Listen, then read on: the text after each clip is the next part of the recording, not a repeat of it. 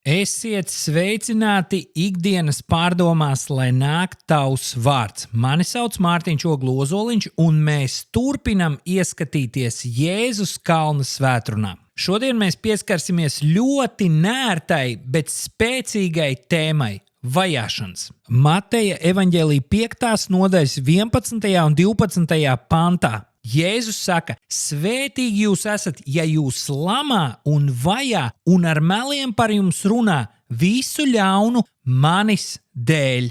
Godīgi runājot, tas nemaz neizklausās pēc svētības, tas izklausās pēc problēmas. Bet Jēzus saka, svētīgi jūs esat. Ko tas nozīmē? Svētība nav balstīta tavos apstākļos, tā ir balstīta Dieva skatījumā uz tevi. Tu vari būt situācijā, kur tevi nesaprot, kur tevi kritizē, par tevi runā nepatiesību. Un vienlaikus tu vari būt Dieva īpašā labvēlībā ar vienu noteikumu, ka tas ir viņa dēļ. Jēzus saka, svētīgi jūs esat, ja jūs lamā un vajā un ar meliem par jums runā visu ļaunu manis dēļ. No pagājušajām reizēm mēs zinām, ko nozīmē būt svētīgam. Un šeit parādās, kad svētīgi jūs esat, ja jūs lamā un vajā un ar meliem par jums runā. Un šeit Jēzus ļoti precīzi sadala. Vārds lamā nozīmē apvainojumi, pazemošana un izsmiekls.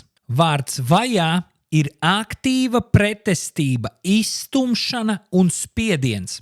Un vārds melo ir nepatiesas apsūdzības un reputācijas graušana. Ja tādas lietas mūsu dzīvē notiek, es domāju, reti kurš no mums varētu teikt, es esmu svētīgs. Bet šeit parādās šī lielā atšķirība. Šī lamāšana, vajāšana un apsūdzība notiek tāpēc, kad es personīgi esmu sataisījis ziepes, vai tas notiek tāpēc, kad es esmu Kristus sekotājs. Un šeit parādās šis milzīgais atslēgas vārds manis dēļ. Tas ir domāts Kristus vārda dēļ. Šī svētība ir tad, ja mēs ciešam Kristus dēļ, nevis sava rakstura dēļ. Kad mēs tiekam lamāti, vajāti un apsūdzēti, tāpēc, ka mēs esam uzticīgi viņa vārdam. Un ja mēs tiekam vajāti tāpēc, ka mēs esam uzticami Kristus vārdam un tiekam vajāti kā viņa mācekļi, Bībele saka, tas ir gods. Un es gribu uzsvērt vēlreiz, ja tas ir viņa vārda dēļ, Bībele saka, esiet priecīgi un līksmi.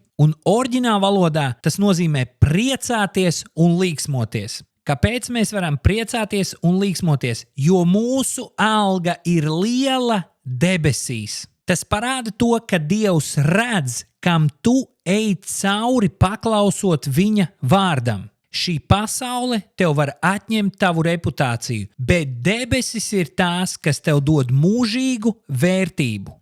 Un šeit mums jāsaprot, ka mūsu vērtību nenosaka cilvēku viedoklis. Mūsu vērtību nosaka tikai un vienīgi Jēzus Kristus upuris, kuru viņš dēļ mums ir pienesis Golgātā pie krusta. Un iespējams, tu ej cauri posmam, kur tevi nesaprot tavi tuvinieki vai mīļie cilvēki. Iespējams, tu tiec vajāts Kristus vārda dēļ savā darbā, kolektīvā, ģimenē. Iespējams, tu tiec izsmiets ikdienā tāpēc, ka tu kalpo Kristum.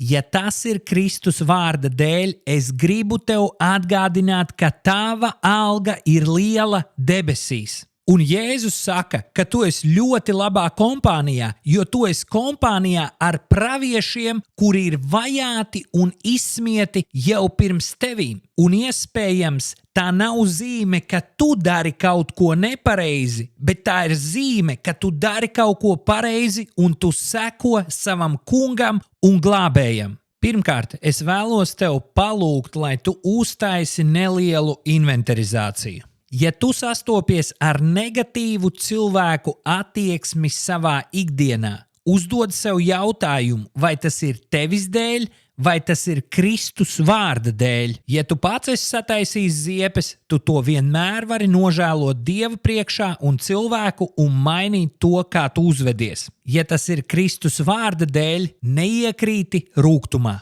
Jo Dievs zina, kam tu ej cauri, un tava alga būs liela debesīs. Jēzus nekur mums nesola vieglu dzīvi, bet viņš sola lielu algu, kas būs debesīs. Un atceries, ka tavu vērtību nenosaka cilvēki, tavu vērtību nosaka tavs glābējs Jēzus Kristus. Vērs savu skatu uz viņu un tici tam, kad viņš ir tas, kurš tev ir sagādājis algu, un viņš tev parādā nepaliks.